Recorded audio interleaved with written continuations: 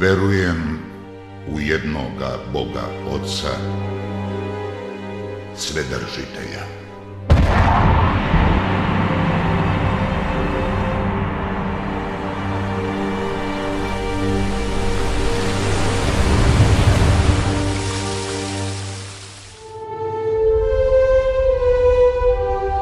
Tvorca neba i zemlje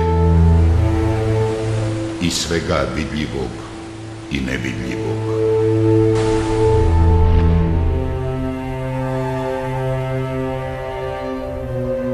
I u jednoga Gospoda Isusa Hrista, Sina Božijeg, jedinorodnog, od Oca rođenog pre svih vekova, svetlost od svetlosti, Boga istinitog od Boga istinitog, rođenog, a ne stvorenog, jedino suštnog Otcu, kroz koga je sve postalo.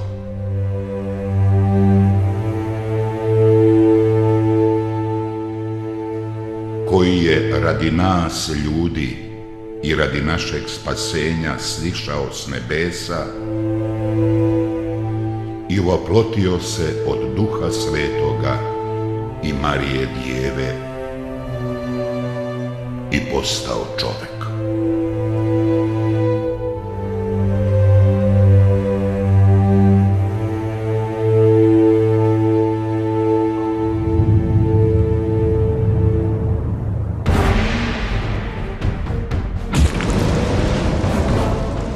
I koji je raspet za nas u vreme Pontija Pilata i stradao i bio pogreben.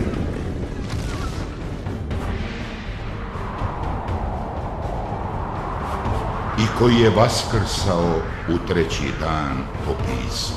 I koji se vazneo na nebesa i sedi sa desne strane Oca. I koji će opet doći sa slavom da sudi živima i mrtvima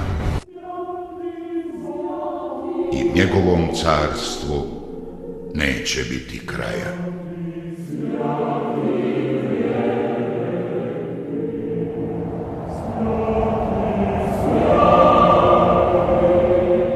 I u Duha Svetoga, Gospoda, životvornoga, koji od Oca ishodi, koji se s Ocem i Sinom zajedno poštuje i zajedno slavi, koji je govorio kroz proroke.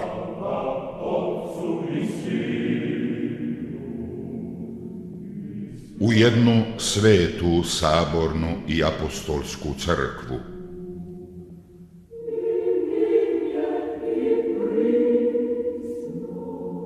ispovedam jedno krštenje za oproštenje grehova. Čekam vaskrsenje mrtvih i život budućeg veka.